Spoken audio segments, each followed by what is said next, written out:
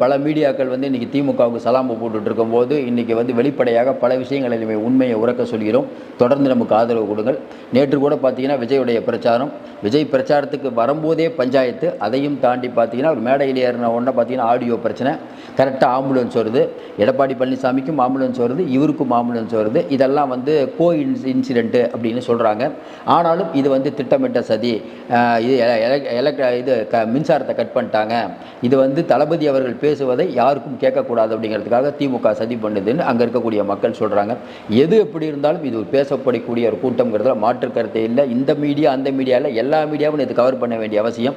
இதை திமுக எவ்வளவு தடுத்தாலும், அதுவும் குறிப்பாக பார்த்தா இளையராஜா ஃபங்க்ஷனை போட்டு காமிக்க ட்ரை பண்ணாங்க, ஒன்றும் முடியல.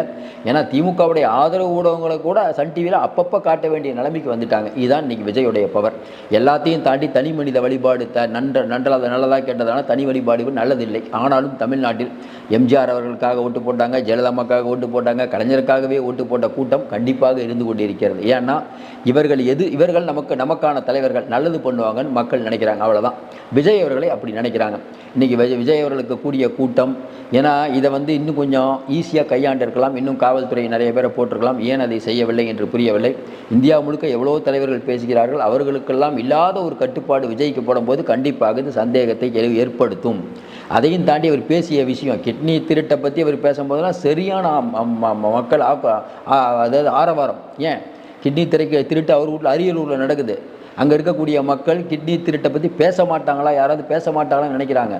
பிரதான எதிர்க்கட்சி இதை பெருசாக்கியிருக்கணும், சீமானவர்கள் பெருசாக்கியிருக்கணும். ஆனால் யாரும் பெருசாக்கலை. சும்மா லைட்டாக ஒரு அறிக்கையோட கிட்னி திருட்டு எவ்வளோ பெரிய விஷயம்.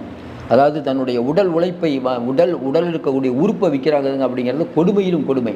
யாரும் குறை சொல்ல முடியாத திராவிட மாடல்னு சொல்கிற ஆட்சியில் அப்படிப்பட்ட அவலங்கள் நடக்குது.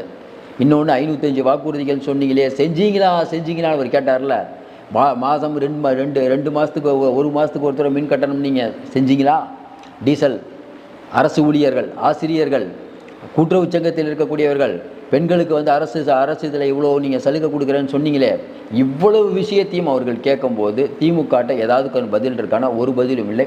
விஜய்க்கு அரசியல் தெரியாது. அங்கே இருக்கக்கூடிய கூட்டம் வெறும் பார்க்கக்கூடிய கூட்டம், இது கும்மாளம் அடித்து களையக்கூடிய கூட்டம்னு சிஎம்ஏ அறிக்கை விடுறார்.